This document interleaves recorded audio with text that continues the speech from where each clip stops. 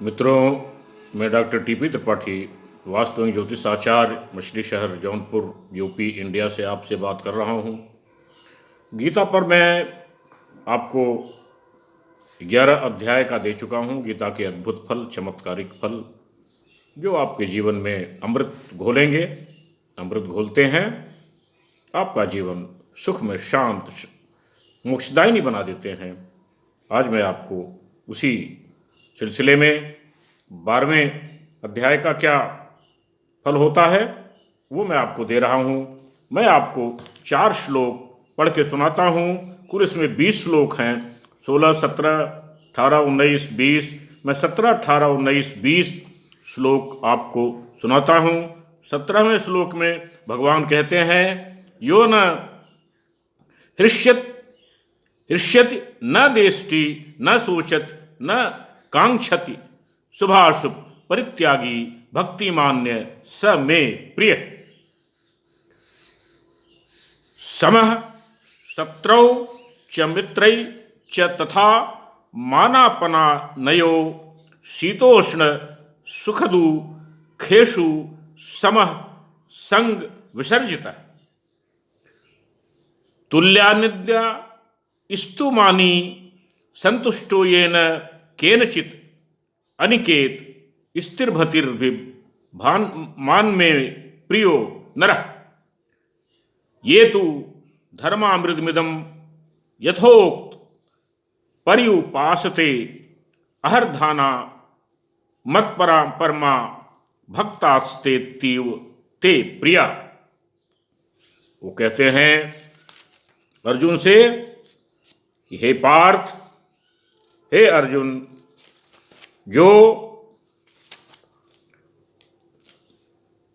जो न कभी हर्षित होता है, न द्वेष करता है, न सोच करता है, न कामना करता है, या जो शुभ और अशुभ संपूर्ण कर्मों के फल का त्यागी है, वह अभियुक्त पुरुष मेरे को प्रिय है।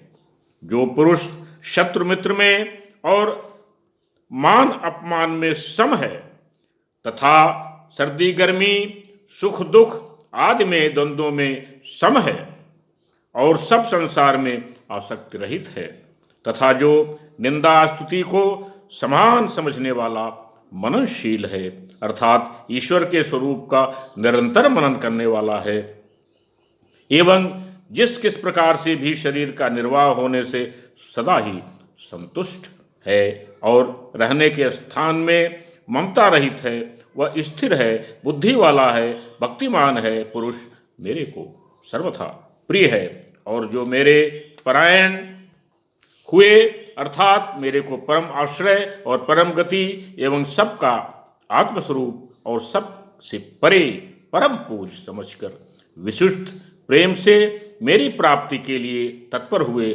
श्रद्धायुक्त पुरुष इस प्रकार कहे हुए धर्ममय अमृतमय को निष्काम भाव से सेवन करते हैं, वे भक्त मेरे अतिशय प्रिय हैं, मेरे को प्राप्त होते हैं, मेरा स्थान प्राप्त करते हैं। तो इसलिए कि पद्म पुराण में भी ऐसा आया है कि कोई एक राजा अश्वमेध यज्ञ करना चाहते थे, परंतु उनकी मृत्यु हो गई। उनके लड़के ने अश्वमेध यज्ञ के लिए घोड़ा छोड़ दिया। भगवान इंद्र ने अगर वो अश्वमेध यज्ञ कर लेते तो भगवान इंद्र को तकलीफ हुई। उन्होंने घोड़ा को चुरा करके रात में कहीं और भेज दिया। राजकुमार बहुत परेशान हुए, माँ लक्ष्मी की प्रार्थना की।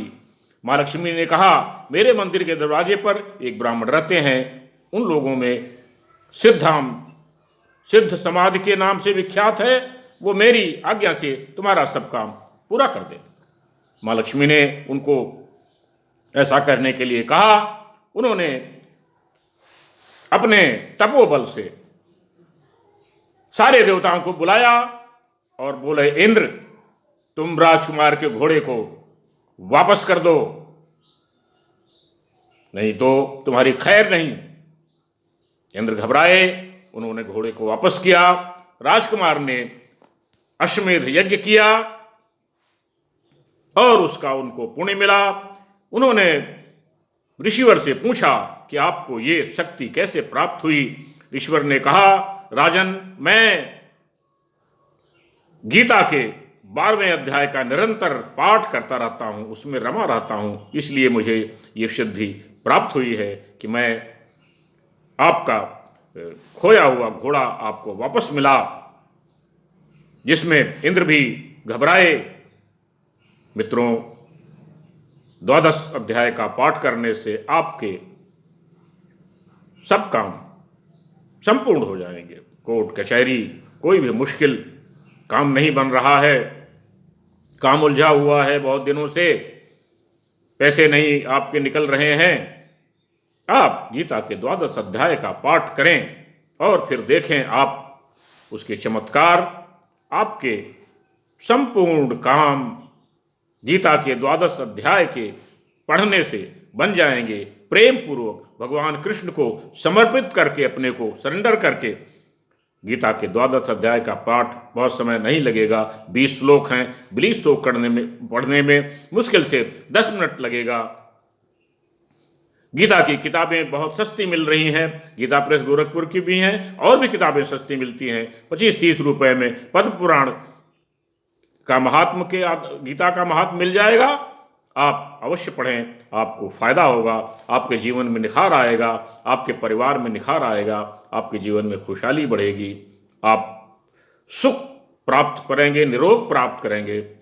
मेरा यही उद्देश्य है। मेरा ये पोस्ट आपको पसंद आया तो लाइक करें, शेयर करें, सब्सक्राइब करें, जिससे समय समय पर मेरे विचार आपको मिलते रहें, आप उससे लाभान्वित होते रहें। तब तक के लिए नमस्कार।